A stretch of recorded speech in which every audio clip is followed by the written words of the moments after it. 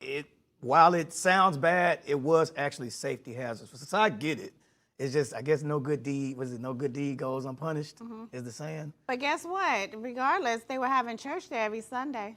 That's true. So obviously the city didn't shut down the church services. So why was it a problem now that because he was housing homeless people? I'm sure they had their Sunday service.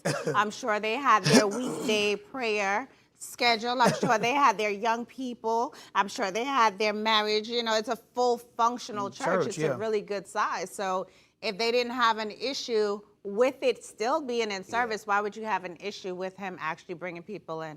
Because a lot of the shelters, you have to be there by a certain time. And if you're not there at a certain time, those doors close. It's first come, first serve. Right. You know?